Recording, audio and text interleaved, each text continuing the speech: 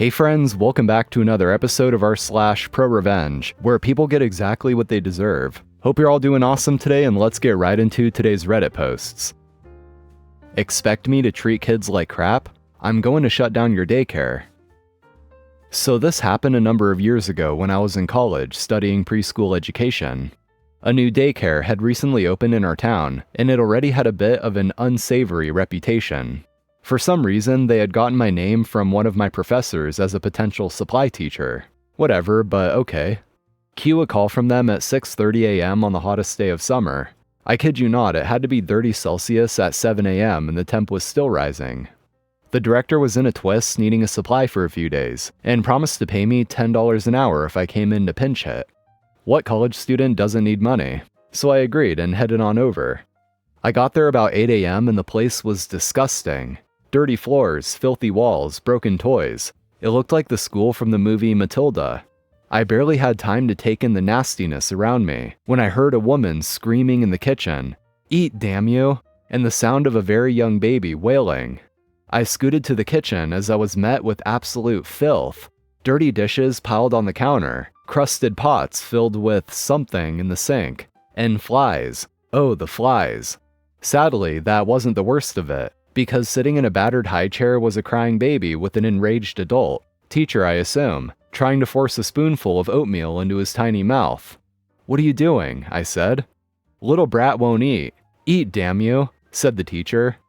I shoved her aside, got him calmed down, and gave him a cereal. Cue ticked off teacher who was apparently offended that a stupid supply teacher knew how to get a baby to eat. Gasp.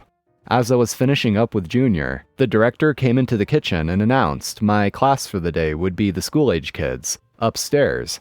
I made my way up the stairs and the heat met me about halfway to the top.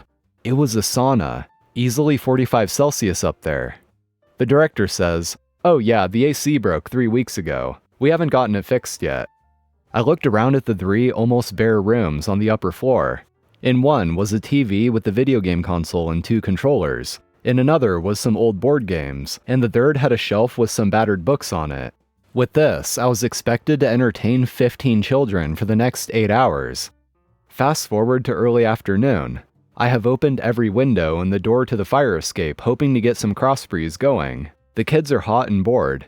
Thank goodness they each brought their own lunch, because no way was I going to feed them whatever came crawling out of that kitchen. I had asked the director if the kids and I might go down to the backyard, where there was shade, and was told firmly no, we had to stay upstairs in the inferno the entire day. I was sitting out on the fire escape with several of the kids playing a game when a very smartly dressed woman walked out and introduced herself as Mrs. Blah from Social Services. Did I have a few moments to talk to her? Oh, did I have a few moments? Come, pull up a milk crate, let's chat, shall we? I told her everything. The dirt, the flies, the teacher screaming at the baby, the broken AC and refusal of letting the kids go downstairs to try to prevent heat stroke. And the cream on the cake? I had not yet gotten my degree in preschool teaching. I was an unlicensed, unsupervised college student in charge of 15 kids. Apparently, the staff had refused to talk to her at all, so she and I had a lovely conversation for the next half hour. And it didn't take the kids long to realize this was their chance for their own bit of revenge as they piped up with their own stories and complaints. The daycare was shut down the next day. I was never paid, but honestly, just getting them closed down was payment enough for me. It really baffles me how any parent could sign off on their kid going there in the first place. It's like they show up there and tour the place as a potential daycare for their kids, and they look around and see the flies and the filth and the general lack of anything. And they're like, "Yep, looks good to me." Granted, some kids' living conditions at home are unfortunately even worse, so I guess even a daycare like that can sometimes look better in comparison. Destroy our tree? We'll destroy your driveway. Full disclosure, this happened almost 5 years ago. However, the major player here confirmed that it's accurate enough to get the story across, so I'm going with it. By North American standards, our house is old. It is really old. It's older than the town. Hell, it's older than Confederation. The house was originally built by a merchant from the area like 200 years ago. It's old. With its age comes a very big property line, And apart from a couple adjustments here and there to account for infrastructure and housing development, it's basically unchanged from 100 years ago. It rarely ever comes up here, but in any dispute relating to property lines, the official town plan takes precedent, and our property line crosses over into our neighbor's property. This will be important later. And now for the two major players in this tale. Our a-hole neighbor, who we will call Lumpy. He's just the worst. He ran an illegal chop shop in his backyard, and seemed to be deathly afraid of trees. He also always took a 2-week-long vacation in summer, and it was always at the end of July. This part is also important later. The other one is my dad. At the time, he was in government oversight, but before that, he was in the Department of Justice, and his major responsibilities included training Crown attorneys.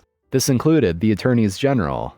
In the pecking order, Dad was actually pretty low, but the Crown knew and respected him, and they were keenly aware that Dad knew the law inside and out. If there was anything even remotely resembling a legal dispute, Dad was almost always in the right with his argument. The line between our yard and Lumpy's was pretty clear. Our side was grass, shrubs, and trees. His was a gravel driveway. Before the incident, there was a large Manitoba maple tree growing there. It was very old, but grew in such a way that it blocked just enough sunlight to have a pleasant level of light going through the window. We had no intentions of ever removing it, maybe trim it a little if it got too close to the windows. However, some lower branches were sagging onto Lumpy's driveway, so he asked if he could cut down some of the lower branches so that his car wouldn't get damaged when he drove in and out. It was a fair enough request, and he did ask permission first. So we told him to get a landscaper and a quote, because we sure as hell weren't going to let Lumpy do it, and we're okay paying for that. A couple days later, we were all on a trip somewhere, and when we got back, Lumpy comes over and tells us not to worry about the landscaper because he, quote, took care of it. Red flags were waving at that statement. So we went and checked the tree. Bastard cut the entire tree down. Then to add insult to injury, he painted the stump with some sort of weird gray stuff. Don't know what it was, but it had to have been toxic as hell, because nothing ever grew on that stump again, not even fungi. So we're understandably pissed off, but unfortunately there's nothing we can do about it because there's no proof. So now we've got a stump that was once a beautiful tree, a smug neighbor, and seemingly no course of action to take.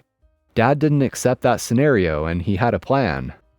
As I said earlier, Dad knew the law inside and out, so he began to plan things out. He made a few phone calls to the town's civil architect, a couple inspectors, the local landscaper Lumpy was going to get that quote from, and a contractor. He visited City Hall and got a copy of the official town plan, which, remember, is the final word on property lines. He had everything arranged, and now he began to wait. Like clockwork, Lumpy went on vacation, and the plan was enacted. Over the course of 2 weeks, we expanded.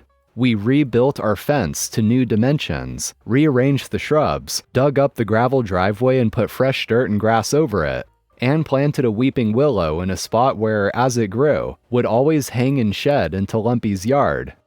With the expanded fence and shrubbery, Lumpy's driveway was a small strip of pavement, maybe half a meter wide. The fence placed an old dying maple and a hawthorn on our side, but because of how the two trees grew, most of it was on Lumpy's side. The key point is that the placement of the trunk dictates whose property it's on, so it's our tree that he can't touch, no matter how annoying or destructive it is. With the new dimensions, the chop shop he was running was now on our side of the fence, but because it was illegal, it was just scrap metal as far as the law was concerned, so we sold it to a local scrapyard. By the time Lumpy came back, our yard had expanded almost 3 meters into, quote, his yard. And waiting for him was Dad, the civil architect, and a lawyer with a stack of documents outlining in full detail that what they did was 100% legal, and there wasn't a thing he could do about it. Edit. Not sure how it happened, but it was supposed to say that we told Lumpy to get the quote, and that we'd pay for the landscaper because we didn't want Lumpy to do it himself. Aftermath. Lumpy apparently tried to press charges, something along the lines of trespassing or destruction of property or something ridiculous like that. I had moved out of town at the time, so I don't know for sure what happened, but I like to think that the judge just threw the case out. Like I said, everything was above board and completely legal. What I do know he did was tear up part of his lawn and put in a new driveway. He still had room for it, but it also cut his lawn in half, and he had to pay to have the sidewalk adjusted into a ramp. Also, because the town was paying attention now, he had to have it done properly, with like asphalt and stuff, instead of gravel like before. He's also apparently planning to move out and rent the property to others. And OP also goes into a long explanation about Canadian property law to explain how the neighbor wasn't actually able to claim adverse possession. Feel free to pause and read it yourself if you really want to, but to avoid boring everyone, here's a TLDR. Lumpy had no legal leg to stand on to make a case for adverse possession. So essentially, even though part of OP's property was being used by Lumpy for many years, it wasn't long enough for Lumpy to actually claim ownership of it. So OP and their family basically had every right to move the fence over and take back what is theirs. When I wrote my dad's obituary, I didn't mention my mom, and exposed her years of abuse and neglect. My dad died December 1st, 2022. He briefly lived with me before his passing after a long stint of being chronically ill for the past 15+ years. As his health declined, he relied more on my mom for things. Prior to this, she was never a great person, and fully took advantage of his disability and mobility issues as he declined. For years, she claimed to be separated and divorced, talking to other men on the internet. She made claims many times she was going to move away and marry someone else. In addition, she took advantage of him financially.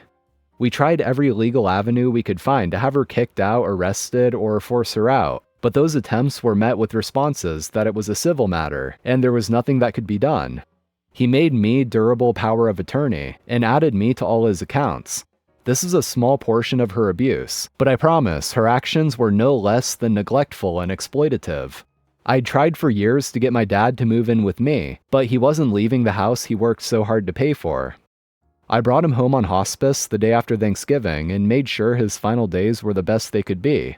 After meeting with the funeral home to carry out his final wishes, I was told they required consent from my mother to allow me to cremate him.